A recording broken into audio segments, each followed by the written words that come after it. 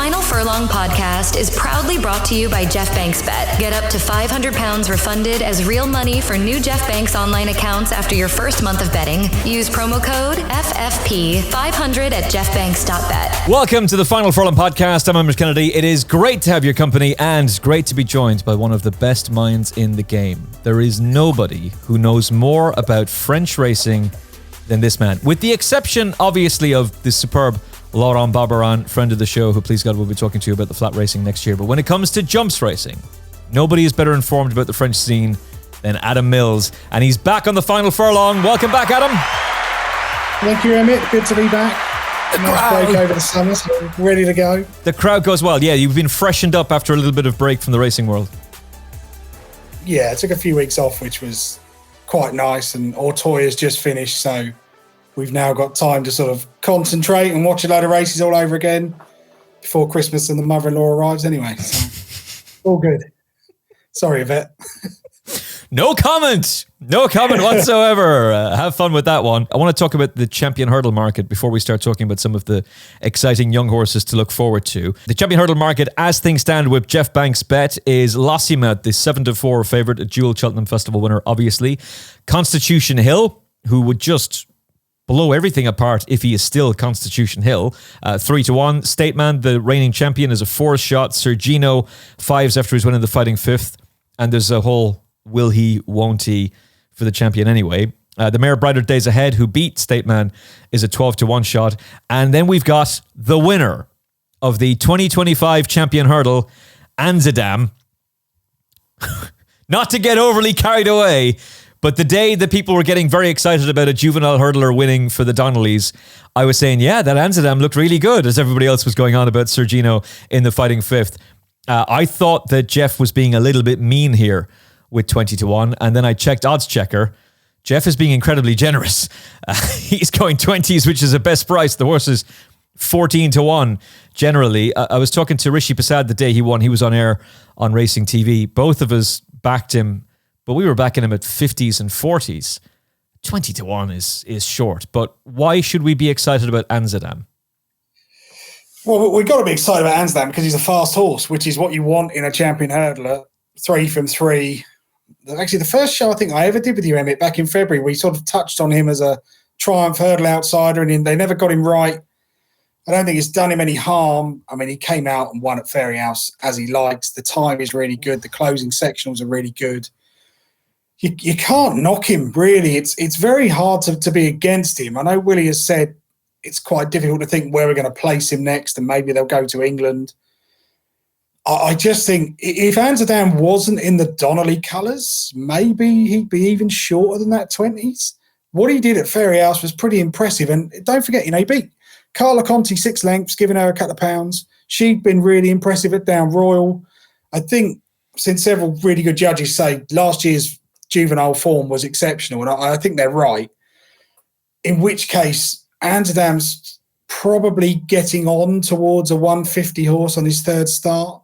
Is that enough to make me think he'd win a champion hurdle?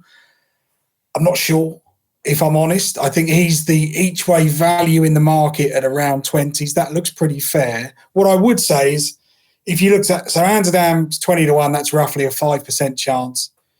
Burdett Road is 33s, that's roughly a 3% chance. Well, I reckon Anzadam is long odds on to finish miles in front of Burdett Road. So if you wanted to have an each-way bet, Anzadam is potentially the one. But the problem is they all run in the same colours.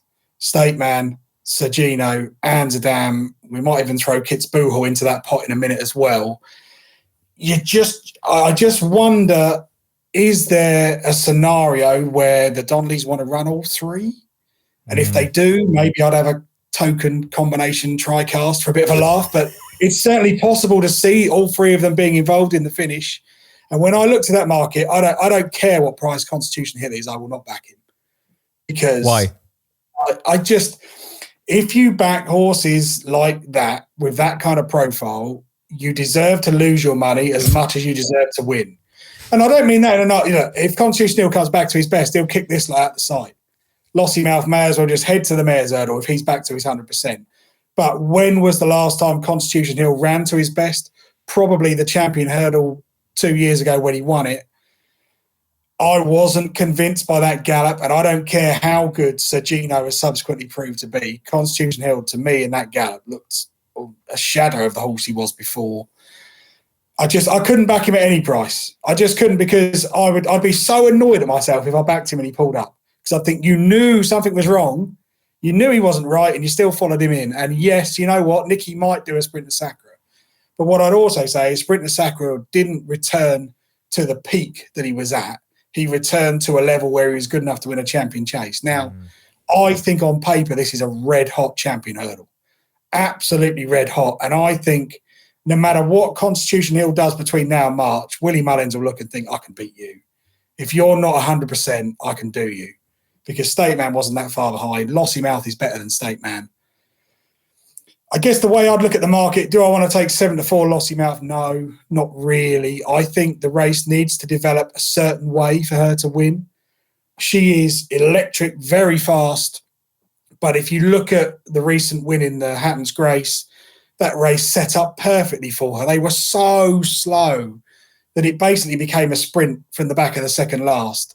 And of course she beat Teahupoo. No one's saying Teahupoo should be running in a champion hurdle. He's a Stayers hurdle winner. And on ground that wasn't exactly bottomless, surprise, surprise, the 2-mile Triumph hurdle winner had more speed than the 3-mile Stayers hurdle winner. I think there's a bit of an overreaction to that. Sergino could well win a champion hurdle, and he's done very well, but he's also beaten lump sum. And what price would you make lump sum for a champion hurdle? Hundreds, probably. 66s. He's not going to win. He's a lovely horse for Sam Thomas, but he isn't going to win a champion hurdle. So there is a kind of, if you look at the bare bones of all the form, I can pick holes in everyone. State Man, no matter how fit he was, should have beaten Brighter Days Ahead. And I didn't like the way he jumped at all. Yeah. I just feel like if you're a champion hurdle winner, should you not win that? And the champion hurdle he won, he beat Irish Point. Well, Irish Point should never have been in the race in the first place. Lucia was third. There's so many holes in all these form that my angle would be, I just want to take a wild swing. And I know you've got a very tasty price about Anzadam, and I'd be sitting on that ticket, because I think if Anzadam does come to England and win a race like the International, they'll have no choice. They've got to go champion hurdle. And I think he's a cracking each way bet, because he has got so much improvement to come, and we don't yet know how good he could be. So he is probably the value. It is interesting how all those people who are saying, why isn't State Man getting the credit he deserves? Why aren't people cheering about? People should have State Man in their bios on X. He's such a great horse. Wave your State Man flag. They all shut up after he got beat. And if you do actually look back at what he was doing last season, like I think any racehorse who's able to turn up and win consistently, yes, they deserve huge amounts of praise. Doesn't mean we all have to start identifying as State Man in our bio. Like, we don't have to start going crazy about them. And yeah, that champion hurdle form. I mean, I hadn't even thought of the fact that Lucia was third. That wasn't in my head. I was just thinking, he beat Irish Point that day. I'm pretty certain he should have done that. For all that you and I really like Irish Point, we like him over further, not 2 miles in a championship grade 1 race. And I would have to echo every single thing you've just said. The whole thing with Lossiemouth. Yeah, great that she beat Teahupoo. I thought Teahupoo would win that day. I'm a massive Teahupoo stan. He will win the Stayers hurdle again, but there's nothing to beat him. That's the reason he's going to win it. There's nothing to stop him. A very different kettle of fish for her going into a 2 mile grade 1 championship race. Yes, you need to have stamina to be able to get up that Cheltenham Hill in the champion hurdle. But Harry Cobden's comments about Burdett Road after he won the Greatwood and just trying to pour a little bit of cold water on the situation and say he doesn't think he has the mentality for a champion hurdle yet, and that they go a radically different pace in the champion hurdle at Cheltenham than any other 2 mile race in the business. And if you think about what happened to Apples Jade and Lorena in that race, like, they were completely all at sea very early on because they'd never gone that pace before. So maybe Lossiemouth goes and wins, but she's no price now at 7-4. She just isn't. But she's a superb horse, and it's entirely possible that she will be able to come up to this level and go and win. It's possible State Man will improve for the run. Typical Willie Mullins scenario. He'll be much better at Christmas, but he probably just goes and beats a much weakened field at Christmas time, unless Anzadam gets sent there, and that's possible, I guess, but you would imagine they'll split them, given the ownership situation. So he probably doesn't really achieve a whole lot. He's just back into the grade 1 scenario, and he automatically gets cut, and he's talked about as the reigning champion. If Constitution Hill wins the Christmas hurdle at Kempton, brilliant. That's great. He could have faced Lossiemouth in that race, but we don't know where she's going. She might be going there. We have no idea where he's going. I'm not that worried about him coming back. I'm worried about him at Cheltenham when you have to prove what you can find off the bridle. And I would share all of your concerns. And essentially, it just makes me look at a horse like Anzadam and think, yeah, you're very, very interesting. And he's very interesting for a number of reasons. It's not just that he's another Willie Mullins hype job. He was really strong in the betting. He was taking on 6 rivals, 5 of whom were last time out winners and who were race fit. He hadn't run for 14 months and he absolutely destroyed them. And you were saying to me, you would value the Calaconte form much higher than lump sum, or at least you would take that form much more seriously. And I agree with you. She's rated 138 and he had to give her £2 and he murdered her. The race IQ data, I know, and Rishi made this point on Racing TV on the day, comparing 2 different tracks on the same day when it's different ground and different pace setups is a stupid thing to do. But let's do it anyway, shall we? He was a faster time. He went 2 miles an hour faster overall top speed than Sergino did. And Race IQ, Paige Fuller at the Race IQ data was saying he clocked the fastest final furlong over the 2 days of action at Fairyhouse. Thanks to Race IQ for that. There's a lot of things to look at with this fella and just say, yeah, you're good. And you have a massive upside to you as well. Who knows where the ceiling is for this fella? So Anzadam is the one I'm most excited by. That's the cutoff point though. 20s, like the general price for him now, Jeff Banks aside, Jeff goes 20s. There is one other firm. Sorry, apologies. Russian disinformation. There's 2 other firms going 20s. Everybody else goes 14s and 16s. I think 20s is the cutoff because he could end up getting thrashed the next day. But there's every reason to think this is a really exciting horse, particularly when Paul Townend could not pull him up right after the race, which obviously bodes well for his long-term future too, Adam. It does. I guess the problem with Amsterdam really is I would imagine Willie's looking at his team and thinking, right, State Man goes Christmas, Irish Champion Hurdle, Cheltenham. Lossiemouth goes somewhere. Kempton, probably, I'd imagine. Possibly. I think you'll look and think if Constitution Hill doesn't make it, we'll just go to Kempton because it's a penalty kick. You know, let's face it, if Constitution Hill isn't in that Kempton race, they may as well just not run it. But doesn't that mean, sorry to cut across you, but doesn't that mean if he doesn't turn up, Sergino still does? Maybe, I suppose. I guess the one thing is Nicky Henderson is sitting on his hands, and he has to, because I think we'd all agree a fully fit Constitution Hill will beat a fully fit Sergino. However much I love Sergino, he's not in that league. He's not going to produce a 180 performance to win a champion hurdle. So it sort of revolves around that. But then I think Willie's also looking and thinking, he started the season thinking State Man's probably my champion hurdle hope with Lossiemouth because Richie wants to have a go. And then suddenly he's gone, oh, actually, this Anzadam's pretty nifty. So we've got another 2 mile hurdler that, and let's face it, after what Anzadam did, we won't be going down the county hurdle route because the handicap is never going to let us in. So now I've got Anzadam and I've got to think, well, there's the international hurdle, or maybe Lossiemouth could be stretched out and running something like the Real Keel or go to a mare's race as a herd prep. And then to throw it all in the mix, then he has a winner at Punchestown called Kitzbuhel, who also looks like he's going to end up having a graded campaign because on your first start for Willie Mullins, if you beat Colonel Mustard, you're revealing your hand to the handicapper. And whether, you know, we all love Colonel Mustard, he isn't a champion hurdler, but he's probably a high 140s to 150 hurdler.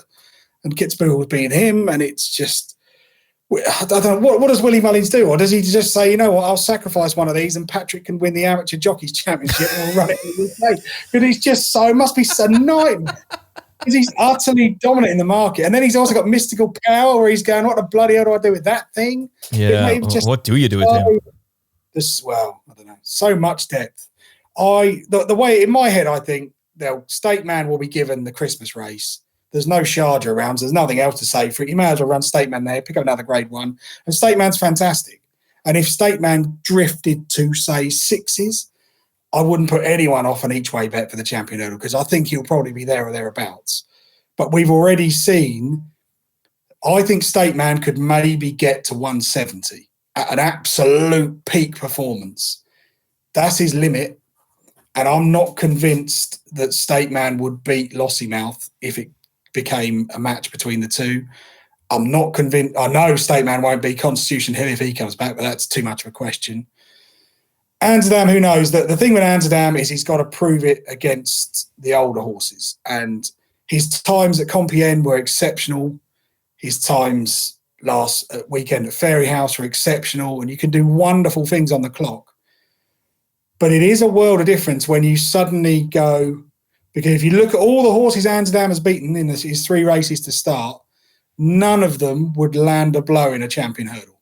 So he has got to step up and prove himself against other Grade 1 horses. But what I would say is you are getting a price to find out, and you probably won't find out until the festival. I don't think Anzadam will run in the Irish champion hurdle because I think they'll run State Man in it. In which case, he might come over here, and if he runs in the international, he'll beat the usual suspects in the British 2-mile hurdling division, or the C team, as they should be known, and it will just be kind of, what will we learn from him running in the UK other than the fact that he's a racehorse? Probably not a lot. So, for me, the champion hurdle is all about the Irish champion hurdle. That will be where Willie sorts out his pecking order. And if you want to have a swing against the market, Anzadam is the one who could still improve. It could be that Anzadam becomes the new Arctic Fire. And I say this with the greatest of respect, but hopefully a higher class one, by the way. But if he does manage to get to Arctic Fire's level, he has to get there, first of all. Arctic Fire was a class horse. But Willie was not afraid to have multiple runners in the champion hurdle, multiple runners in the Irish champion, but they were kind of backups. They were like, oh yeah, he might stay on. It's possible I'm projecting too much onto this horse, but I get the feeling that Anzadam he's better than that. We shall see. Horses can wreck your head. The only thing we can really look at is time form for comparison, and time form did just stop their daily tipping service, which I find somewhat interesting. But anyway, the ratings are, I find, a very, very useful guide, and certainly for looking back on what has happened, I find them very, very useful. They go 167 for State Man, 158p for Lossiemouth. Anzadam is 146p. So it's giving you a clear indication of the jump he has to take. And he does have to take that leap. But if what Adam has just said is what Willie Mullins does, if he gives him an entry in the Raquel, and that could very well be the race that Lossiemouth goes for, we shall see. You would think more along the lines of Lossiemouth goes to Kempton for the Christmas hurdle, which if she wins that could be a clash with Sergino. That could definitely be a clash with Constitution Hill. If she goes and wins that race, then the conversation is over. She is absolutely the deserving favourite for the champion hurdle, and she'll be a whole lot shorter than the 7-4 currently available. If she comes undone, then suddenly that 7-4 looks very, very silly.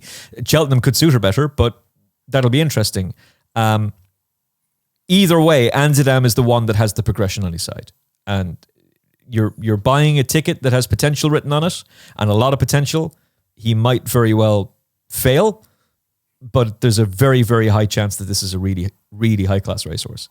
And I want to stay with him. Just very briefly on Kitzbuhel, where do you expect him to go next, and what do you think his ideal trip will be? Because Anzadam does look an out-and-out 2-miler who can get further in time, but Kitzbuhel, is he one that they'll be upping a trip? I think they've got to. I think they've got to explore that. Anzadam is all speed. We know Lossiemouth technically stays 2.5, but that was a funny mare's hurdle, so she's really a 2-miler. State Man definitely doesn't get any further. Why wouldn't you try with Kitzbuhel? At the end of the day, he's not a novice. He's just beaten a 150 horse, so you're not going to go down the handicap route. It's unlikely you to have such a young horse carrying 12 stone in a county hurdle or anything like that. So why wouldn't you experiment over 2.5? I think probably the place to do that, I believe I'm right in saying the Red Mills hurdle is at Goran in around February time, something like that, over 2.5. Yeah. It's not all about Cheltenham, so you might look at Kitzbuhel and think if we could get 2.5 out of him, we could then go to Aintree, or we could go to Fairyhouse. So there's lots of options, but it's kind of, at this stage of the season, I think sometimes we all get suckered into thinking it's all about those 4 days in March, but actually everything's got to run between now and then. And you've probably got to work out in your mind, or certainly in Willie's mind, he's got to work out, right, what's my pecking order? What do I think will be my pecking order in March. And there's lots of choices that have got to be made. Paul Townend's got to make a decision at some point, because does he get off the current champion hurdle and get on Lossiemouth? You'd assume so. Or maybe, Willie might just be really brave and say, you know what, sod it. They'll all run in the Irish champion hurdle. Bollocks to it. We'll run all of them and we'll see what happens. Because whoever wins that's our champion hurdle horse, and Paul will get his arse on it. Because you've got to do something. There aren't loads of races. I mean, I saw someone on Twitter today say, we could come over for the Kingwell at Wincanton. He's not going to do that. That would be a real shock. Wincanton Racecourse will be bouncing State Man in the entries, but it's just that kind of. I just think this is the problem, though. Willie's got to work out what's his pecking order, and if we can't work out his pecking order, Willie probably doesn't know his pecking order. How on earth can you really have an accurate bet? Therefore, the only value is to go Anzadam, because he's the one who's still unbeaten. But again, they have to have that caveat. He's beaten 3 and 4 year olds in his career so far. And he's yet to beat a horse that would even finish in the champion hurdle, probably. So, and you won't find that out till March. But then equally, you're getting 20-1 to find that out. Whereas Lossiemouth is 7-4, having beaten the Stayers Hurdle Hope. So, who knows? It's fascinating. I really find it interesting. But I don't have a bet in the champion hurdle yet. And I'm struggling to convince myself to have one.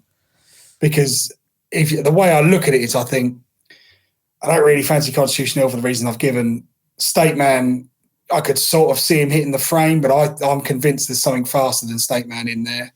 Lossiemouth is too short. But equally, if Lossiemouth goes to Kempton and Constitution Hill or Sagina are in that field, Lossiemouth might well be 5-4 to win the Christmas hurdle. I may as well just back her for that. Yeah, that's a really good point. Wherever Constitution Hill goes, he'll be 4-7. It doesn't matter. Nicky Henderson could say he's only got 2 legs and we put some wheels on the back. It wouldn't matter. He'd still be 4-7. Because you only have to see, Nicky Henderson says, he sneezed twice this morning, 40,000 likes on Twitter. I'm like, I don't care. Tell me when the horse is going to race. Until then, it's irrelevant. And it's just this circus around the horse, and I get it, because he looked like the greatest champion hurdler we'd ever seen. And then we've seen him once in, 20 months since then. But the market is all about Constitution Hill. And I think actually there's loads of, this could be an epic champion hurdle. Or it could all fall apart. One of Willie's could knock the others out the way and we've got a 4-5 shot. So who knows? I just think I'm trying to be careful my Ante-Post this year. I'm so sick of having a spreadsheet where I start Cheltenham and think, I'll back that for the wrong race, and I'll back this for the wrong race, and I'm the wrong side of the. And this market is going to change left, right, and centre. Let me ask you this: how many Ante-Post bets did you have this time last year, and how many Ante-Post bets have you had now? This time last year, probably had about 12. This year, I've had 3. I had 3 bets, 2 in the Triumph Hurdle, and I've had a 1. What the hell was that? If you're watching on YouTube, balloons went flying. I did this. Yeah. Okay, I don't know what that was. Okay. I thought you were celebrating the fact that I have 3 bets. You try it. Try do that. Do the peace sign. Like that. No, it doesn't work for me, Emmet. It's only you. If I do this, does a thumbs up come up? We're slowly but surely we're getting the hang of StreamYard. It's I don't understand it. But for those of you who are listening, most of you are listening to Spotify and Apple Podcast. By the way, turns out Joe Rogan had a big impact, because it used to be, from the top of my mind, it was like 78% of the listenership was Apple Podcasts. Now it's 67%, and Spotify keep on reaching in. So shout out to the Spotify crew. Much appreciated. We're glad of your company, and hopefully you're enjoying the content. So let me get back on track, shall we? There's been an Ante-Post recommendation from Gavin Lynch on the show, which unfortunately has already gone sideways because Fast or Slow is out for the season, which is a bloody kick in the stones. But my 2 Ante-Post bets this season: Quilixios for the Champion Chase at 66-1, which I think he'll end up finishing 3rd on the day, but he can't win it. So I have to consign myself to the realization that he's just not going to be good enough to win. But he might get 3rd, maybe. I'm kind of clinging on for hope there. And the other is Anzadam. I remember talking to you this time last year. You were very, very active. I didn't realize it was 12 active, but it does just go to show you that the value isn't there, and you can't place a bet unless you're getting the value. I guess I'll be quite open. So last year, I think my spreadsheet had about 22 horses going into Cheltenham on the Ante-Post sheet.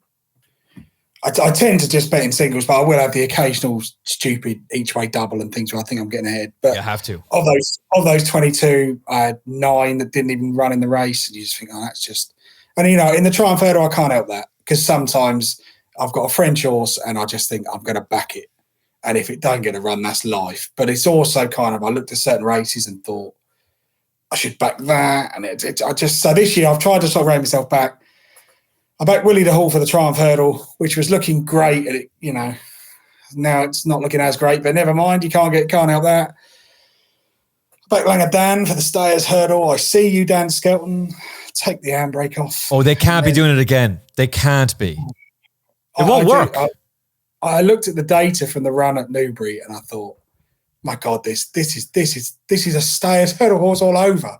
And, Aintree, I was really sweet on him, and I still think he might have won that day with a better ride. So a bit more luck in that finish. He's a great one horse. But it's just really hard because the Champion Hurdle I look at and think, I don't think there's any value at the front of the market. Even Sir Gino, you might think, okay, Sir Gino's an each way bet of 5s. Well, he's not really, because what if he doesn't run in the race? What if Nicky Henderson decides, if Constitutional comes back and batters Lottie Mouth for Christmas, they're going to go, well, we'll go over fences, because let's face it, the Arkle market is pretty shocking. So we can have a crack at that. So that kind of puts me off. And what I don't want to have, which I've probably done too much in the past, I don't want to have an Ante-Post bet where the win part of the each way is pointless. And that's kind of how I see some of these. When you got a short price favourite, it's very tempting to think I'll bet that each way. But if your horse can't beat the short price favourite, you've cut your odds in half already. Yeah. So you're kind of. You've got to play it a bit more carefully. And what I also don't want to be in a situation is when there's no point backing a horse at 20 to 1 now if it's going to be 18 to 1 on the day, because you're basically stealing 2%, and you've got to sit on that money for 3 months, and you've got to pray that horse doesn't get injured or doesn't go elsewhere. There's lots of prize money at Aintree and Fairy House, and there's all this Winter Million series. There are loads of other places you can go. And sometimes as a trainer, some trainers might look, I won't name the trainer, but one of their favourite catchphrases is not all about Cheltenham. And then that's great. But if you're an Ante-Post punter, that's the last thing you want to hear. Yeah. What do you mean you're waiting for Aintree? Get the horse up to Cheltenham, you lazy git. Yeah, come on, Paul. Yeah. I didn't say that. But it's that kind of angle that I look at when I'm looking through some of these markets. And it's so difficult. I would look at the Arkle market stand. You've got Ballyburn, and you think, well, he didn't look like an Arkle winner to me. He looked like a 3-miler. So Gino's at the head of that market, hasn't jumped the fence yet. But just so how on earth it's and Loda Sud. I love Loda Sud, but I didn't. No point would I have thought last season this thing's going to win an Arkle. But actually, you start to look at his price and think, well, at least I know he's going to run in the Arkle. Yeah. And Dan Skelton would be a terrible poker player because he comes out and he goes, "This is what we're doing. This is where we're going. We're winning races. We're going to go to the Arkle. Of course we are." And so we're going to win the Game Spirit, and then we're going for the Arkle. Yeah, well, some people, I think, mock that form at the weekend. And I think they look at it and think, well, the 2 Irish horses jumped like wardrobes, which they did, let's be fair. But Loda Sud still beat them. And over the final 4 furlongs, he's only 0.7 seconds slower than John Bond. So actually, that might be enough to hit the frame in the Arkle. I don't think the Arkle's a particularly deep division. And really, it's those kind of races that you just want to think, right, what am I going to get a run for my money? And I need a run for my money, which is probably why I've had fewer this year than I would do normally, because I'm trying to think, am I going to get a run? And it's so hard. And how many even Willie doesn't really come out and go, this is the plan with this horse. Yeah, well, so you have to sit and you have to wait. But the frustrating thing about waiting is like with Anzadam. Plenty of people who follow French racing, not just me, will know that Anzadam did very fast times in his time with Arnold Shy and was I would have backed him for the Triumph Hurdle. But I decided to wait when he ran at Fairy House. And although I had a couple of quid on him on the day, I thought, no, I'll wait. I won't take the 40s or the 50s or whatever he was for the Champion Hurdle. A few days later, when Anzadam absolutely bolts up on the Billy Idol, he's now 20s. And as we're going to come to the newcomers in a minute, there's a couple who've got entries in Ireland over this weekend that I think, okay, they're 33s now for Supreme Novices hurdles. So do I back that on the assumption that I think they'll probably win at Cork on Friday? Because I know if they win at Cork on Friday, there'll be 16s. And there's a culture on Twitter, which probably some people would think I'm part of, is this kind of idea of like, I've got to get ahead of the market. So I've got to have my Ante-Post bet now. And I'm like, yeah, that's great. But the problem is for every one of those you get right, you'd have 4 you get wrong. Yeah, exactly. And that is the frustrating thing about it, is that there are, and particularly for me, there are hundreds of French horses every year coming in. And it's trying to work out, right, which one's going to go where. And you also can't really factor in what they're going to meet. So we'll come to it in a minute. There's 2 superstar French recruits in the same maiden hurdle at Cork on Friday. So they can't both win, and only one of them can shorten, and the other one will be told, oh, that's a dog because it's finished third or whatever. It's just so difficult. It's such a hard thing to do. And I think we are coming to a point where I'll stop having Ante-Post and I'll just take my chance on the day. I think we're not far away from that. We're not far. I sometimes feel like maybe I should do it. If I did that one year, what would happen? Would it? Because I go through in French racing, you don't get Ante-Post. The Arc de Triomphe is the only race that has any Ante-Post market at all. And I don't feel like I miss out massively on value because I can't have a bet in the French Guineas 4 months in advance. Well, there is another aspect to it as well, Adam, which is like I could easily come on the show and say, we told you about Ballyburn. We knew the race he was going for and we were right all the way through. You were being lied to by corporate-owned bookmaker podcast telling you, oh, he's going for the Supreme. He's going for the Supreme. Of course he's going for the Supreme. He was never going for the Supreme. I have no idea if he was always going for the Bearing Bingham. I know that that's what the race we said he was going to go for, and it's the race he ended up in. So we were right. But I was horribly wrong about Fact to File. And I cannot come on this show and say, oh, we were right about Ballyburn, and then conveniently forget, I was right about Fact to Files and his talent, completely wrong about the race. And it doesn't matter what the mitigating circumstances are. I was wrong. Which means I got that wrong for the audience as well. Because if you followed me in, and if you followed George in and Katie in, then 10 to 1, 16 to 1 about Fact to File for the Turners looks great. It's no good to you when he's won the Brown Advisory. So I don't feel good about that, for one thing. I think the removal of the Turners is good in that regard, in that you've maybe potentially cleared things up a little bit, although your comment about Ballyburn is a fascinating one, looking more like a 3-mile chaser. And I don't think there's no value for him in the Arkle market at the moment. There isn't. And he's a shorter price for that than he was for any of the novice hurdles at Cheltenham this time last year. Now, he had been beaten on his hurdles debut, but still, you were getting 10 to 1 about him for the Bearing Bingham. You're getting 7 to 4 for the Arkle. No thanks. Best of luck if you're taking it. How many times do you back a horse like Fact to File for a race and then you're pot committed? And you are hearing Willie Mullins say, we haven't made any decisions. And your mind is going, it's all a game. It's a game. Willie's just trying to play this. No, he's telling you the truth. They haven't made their minds up. They genuinely don't know. And that's why he keeps his plans fluid. And even Dan Skelton telling you, this is what we're doing with Lotus Sod. Last year, he was telling you Grey Dawning was going for the Brown Advisory until he wasn't. If you're placing an Ante-Post bet, you are pot committed to that race. I mean, I have a message from you, 25th of February last year. And you messaged me and said, we've got the Triumph Hurdle by the balls, because we've done a show, and I said, Sergino will kick Burdett Road out of the way. He'll be favoured for the Triumph. And then the following week, don't worry, Cargill is going to win the Spring Juvenile easily. Both those things happened. I'm sitting on decent price. 16s, I think, had Sergino, and he's like 6 to 4 favourite. I've got Cargill who's gone from 14s to 4s. But this is all right. Sergino's a bloody run, and Cargill got to the last and emptied. And Madgeborough, who I said, well, he might be a good horse, but I've got no idea how good he is, comes and stays past him. So it's no good getting to the Monday before Cheltenham being ahead of 20 bets if none of them would. Because everyone has backed a horse at 25s. I backed Defi DeSoy at 14 for the Champion Hurdle. He went off 2 to 5, and he didn't even finish in the fucking frame to get my each way money. So you just don't, you have to just look and think, right, am I going to get a run? I've got to get a run for my money, because if I don't get a run for my money, what's the point? And if I get the race wrong, this year I'm trying to say, I don't want to bet in novice races, really. I don't want to be having bets in Supreme where I'm thinking, do I need to press up a bit to cover my stake in the Gallagher's, Turners, whatever the bloody it's called. It's just not, It just isn't. I don't want to do that. It annoys me, and I've done it far too many times. So it's trying to think really carefully. Yes, I could back 3 horses in the Supreme market at 33s or bigger, and I think they'll all win maiden hurdles and shorten.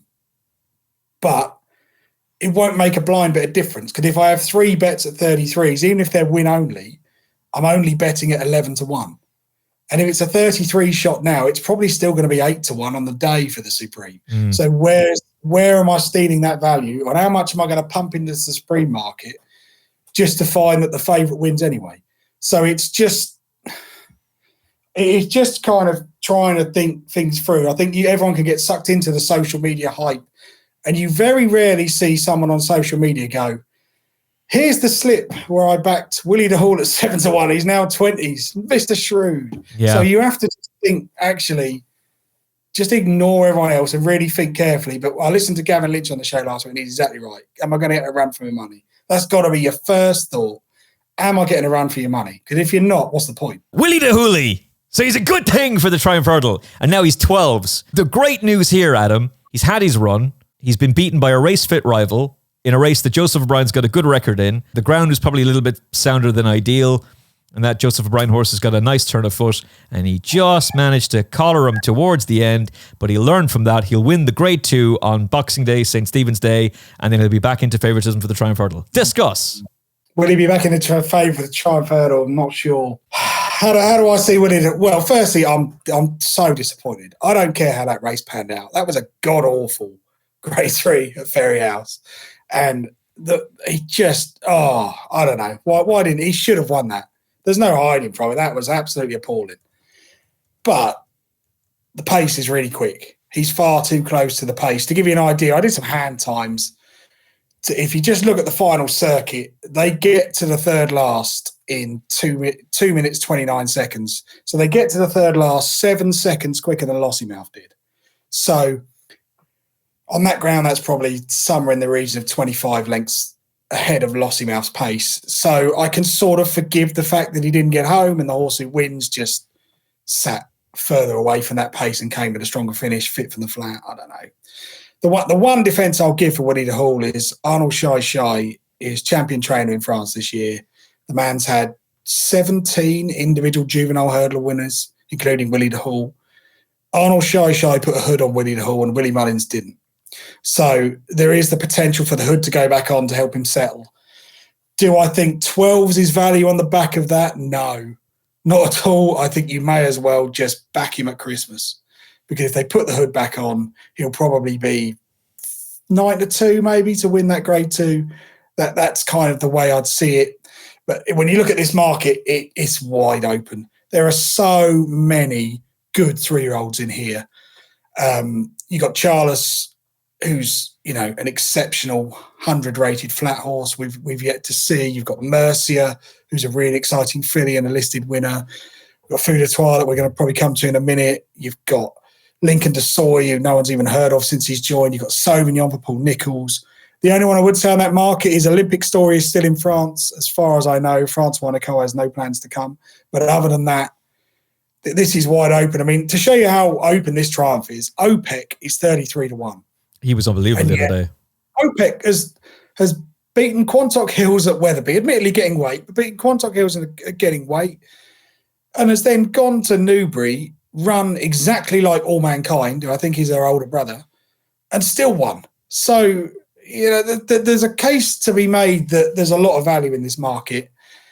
I don't like East India Dock, and maybe that'll bite me in the backside, but East India Dock reminded me of Burdett Road last year. Burdett Road won the exact same race at the Cheltenham November meeting, beating Milan Tino.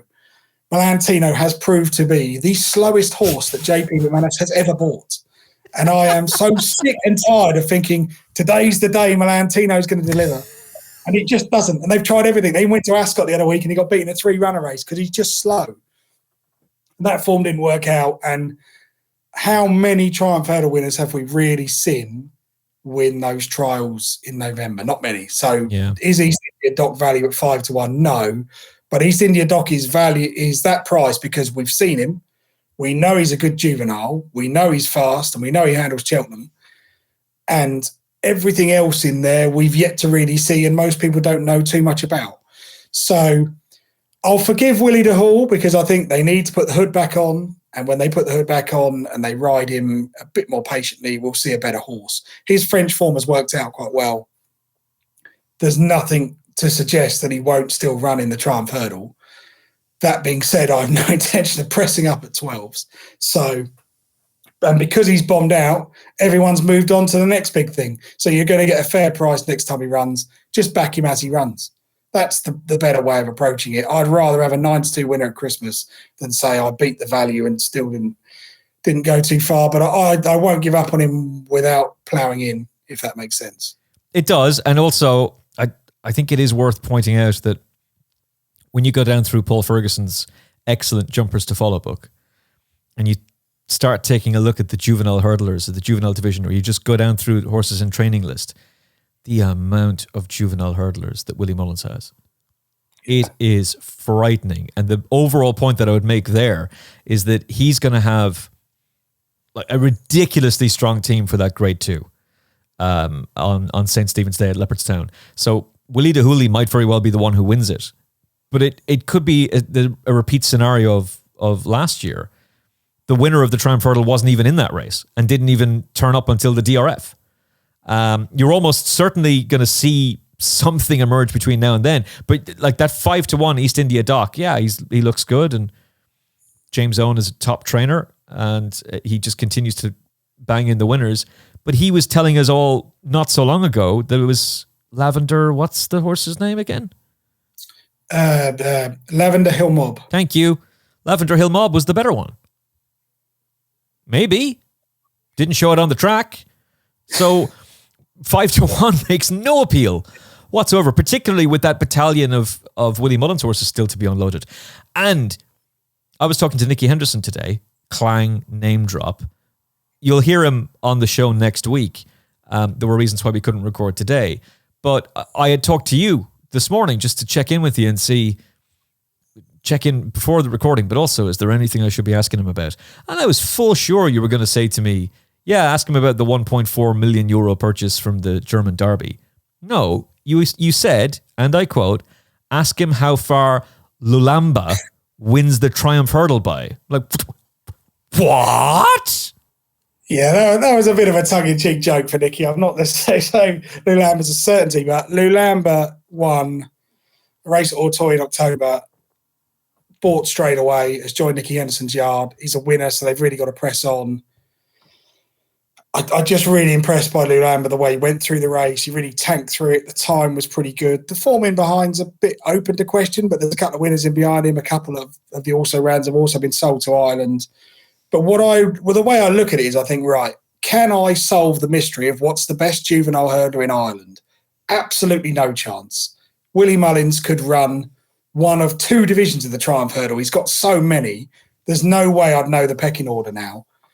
In the UK, it's a much shallower pool. And I could probably list on one hand the number of British trained runners I think there'll be in the Triumph Hurdle. James Owen is obviously going to have 1 or 2. Nicky Henderson should have 1 at least. Paul Nicholls should have 1. And a real push, Ben Pauling might have 1. Other than that, I'm starting to struggle. So the way I look at it and think, right, if I was going to have another bet in the Triumph Hurdle, I'd want to back a British horse. Not necessarily because I think the British are better than the Irish, but because I think the market is going to move in my favour with the British horses. Because there are horses like Sauvignon, who's a listed hurdle winner in France. He's joined Paul Nicholls. So he's got to go somewhere, but Paul Nicholls is very unlikely to rock up at the DRF. I think he's much more likely to look and think, well, there's a couple of British races we can win under a penalty if we want to. Lulamba would fit into that category. I think Nicky Henderson might be tempted to give Lulamba the similar approach that he gave Sergino, which is the juvenile hurdle at Kempton under a penalty over Christmas. And if he wins that, we'd rock up at Cheltenham in January, and take our chance. Lulamba comes from Arnold Shai. He's a very exciting horse. If you get time, go and watch his replay at Auteuil, because this thing just tanked through the race. And I think there's a lot of ability there. And I do think he will if he runs at all at Cheltenham, it will be in the Triumph Hurdle. And I think in Britain, he's probably got 3 or 4 horses to be top dog in the UK. He's 33 to 1 right now. There's probably a little bit of value in that. But again, it's not a race I'm keen to have a bet in, because the way I see it at the moment, it's going to be 4 to 1 the field on the day, unless something exceptional emerges over the coming weeks. Okay, so he's 33 to 1. I would emphasize, if you want to go and have a bet, that's great.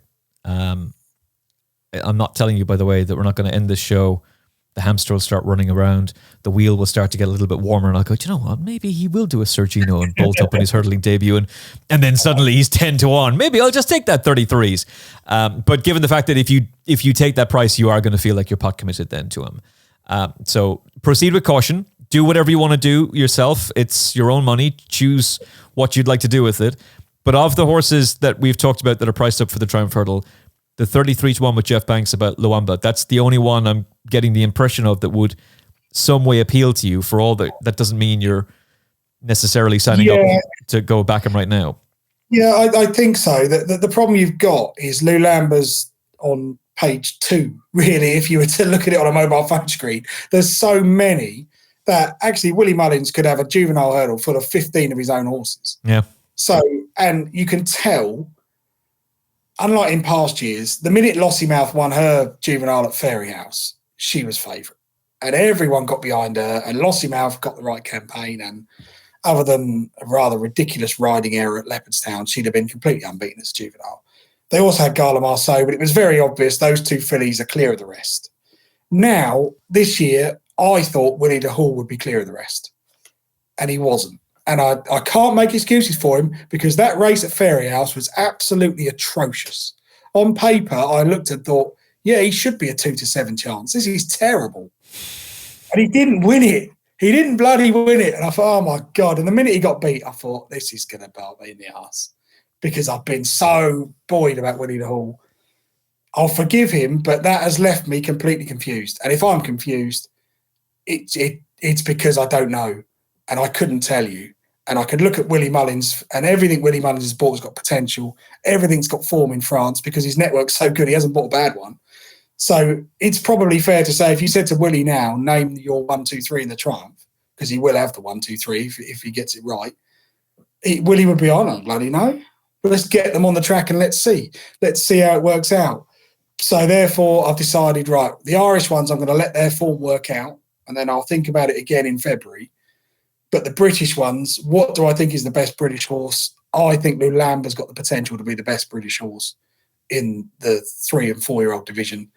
Therefore, I'll just keep an eye on the entries at this stage. And if Luamba's entered at Kempton over Christmas, I'll think, okay, he should probably win that race, because it's not normally particularly deep. And then if he wins that, he's then a winner of 2. So Nicky Henderson will have to go to a graded race. There are very few options for graded juveniles in January. I think there's a race at Cheltenham and a race at Doncaster. So we'll probably go to Cheltenham where Sergino went. And if Luamba runs well in the Triumph Hurdle trial, he'll go to the Triumph. So a British trained winner of Cheltenham Grade 1 is not necessarily a particularly shrewd money-making gimmick. But when I stare at that market for long enough, Luamba is the one that I come back to and think, this might be the one that gives Nicky Henderson a good chance. Well, last season aside, you are talking about the best British trainer when it comes to Cheltenham Festival success. And for all that Willie Mullins has won 4 of the last 5 runnings of the Triumph Hurdle, and clearly just now has a very firm grip on the Juvenile Hurdle division, nobody's won more Triumph Hurdles than Nicky Henderson. So he is still the man they have to beat. And I think it's very, very interesting that it's not Palladium you're telling us to back. It's this one who's much more interesting. By the way, I heard a rumor, and this didn't come from Nicky. I'll ask him about it next week, hopefully, all being well. But I did hear that there is some possibility that maybe Palladium stays on the flat, which would tell me 2 things. If it's true, I'm just putting it out there for now, it would suggest to me that either Nicky feels like he's got something that he doesn't need to run the horse over hurdles, or they genuinely think he's going to win a proper, or be at least competitive in a proper Group 1. We'll see. He's a German Derby horse, but I think you have to bear in mind with Palladium, he is a German Derby horse, which means this time last year, they were starting to prep him for a German Derby campaign. So it's quite a lot. And I know that the price tag is eye-catching and, I'll be honest, quite frankly, ridiculous. But that's, but you've also got to look at actually, that horse was on the go probably from January right the way through to July. It's, no one looked at City of Troy and went, what, we could keep him going. He's got to have a break. So then you've got to, well, no, I don't, stop. I'm not suggesting anyone thought City of Troy could win a Triumph. What I'm saying is City of Troy, their view was that we're going to get to November. We can't keep going. We can't think, right, but now we'll go to Hong Kong, then we'll go to Dubai. We've got to have a break. And if you've got to have a break with a talented 3-year-old, you've always got the option of thinking, we don't need to go over hurdles yet because we could give this horse a Royal Ascot campaign, then we can let him down and then we can build him back up for a novice hurdle campaign. It's not the end of the world to run in a Triumph. It's just about really understanding what's got to run. So if you think anything that comes from France has already won a race, there's no novice status to protect. So what have we got to lose? Yeah. And the last thing you want to be is in the situation. Philip Hobbs had a horse this week that won on debut in France 18 months ago. By the time they've got it ready for the track, they've got to go straight into handicaps. It's called Kiki Joe. It had one win at Nantes. You got lapped. Off the track for 18 months. Handicap has gone 124. That'll do you. No evidence to suggest that form is worth 124, but they had no choice. There's nowhere else for them to go. So if you're a winner of one, you've got to go somewhere. Yeah. I would keep an eye on that Kiki Joe, by the way. I suspect he's going to be pretty decent, but he got absolutely destroyed at the weekend. But think about, this time, I wrote a piece 16 months ago when I said Salvatore Mundi should be close to favouritism for the Triumph. And we saw him in the Triumph and he ran accordingly. Now, the advantage they've got with him is they kept a novice status, they can come back. Ilate Tom, they did the same thing. So it is one thing you can be fairly sure is if they've already won a race in France and they're a juvenile, you've got no choice. You've got to press on. You've got to press on because you're not going to get a novice hurdle campaign. There are some in Willie's yard who are still novices, and you'd have to think, what if Willie thinks I've got the Triumph sewn up and he'll just say, you know what, we'll put you away and you can come out in May and win a crap race at Tipperary, for example. Which I don't know, by the way, but that might very well be what happened with Anzadam and Kiki, what's his face? That might very well be what he did with them. He's like, I could run you, but I don't need to. And it could also have been the attitude with Salvatore Mundi. We'll just do what we did with Ilate Top. You're not going to win the Triumph Hurdle, but you'll benefit from the experience. And then we'll come back and be very competitive in the Supreme. Gaelic Warrior, the same. He somehow got beaten in that Fred Winter. So then gets beaten by Imperi Pass. But all of that experience helped him win the Arkle. I would be absolutely adamant about that. Just final word on Willy de Houelle. A couple of things I'd say about him. He travelled well through the race. He does jump a little bit to the left. And to my eye, he looked like a horse that appreciates softer ground. Now, that softer ground is not really coming at the moment. The weather is unseasonably dry. It is freezing cold. My hands are cut to pieces because I've become a softie and I can't handle even a little bit of cold. Cuts me to shreds now. But if he does get softer ground on St. Stephen's Day, Boxing Day, then, and surely eligible to improve second start off a layoff, you'll see a better horse that day. But whether or not you only be backing him at a short price, that's another matter entirely. If he doesn't have the headgear on, I will never back him. That's a very important point to make as well. Yeah, would not have put the hood on if he didn't think he needed it. Yeah, okay. And he looked to me like a horse who'd benefit from a bit of headgear. Okay, remember that too. Hood. We'll remember this for the Christmas preview, which hopefully we'll chat to you either after Christmas when we've seen more of the French horses or maybe before it. Talk about that off air beforehand. Right, that is it from us. Thank you so much for listening to this episode of the Final Furlong podcast. Thank you for watching it. Did I do the thing? No, of course I didn't do the thing. I was supposed to ask you for likes earlier in this episode. So if you're still with us, hit the like button. Why not just hit the like button anyway? Just hit that. All you gotta do is just like. Done. Simple. Won't ask you again. Thank you very much. Hope you've enjoyed this episode as much as we enjoyed recording it. We're back with more content on the Final Furlong podcast very, very soon. From Adam Mills and me, Emmet Kennedy. Look after yourself and each other. God bless. The Final Furlong podcast is proudly brought to you by Jeff Banks Bet. Get up to £500 refunded as real money for new Jeff Banks online accounts after your first month of betting. Use promo code FFP500 at jeffbanks.bet.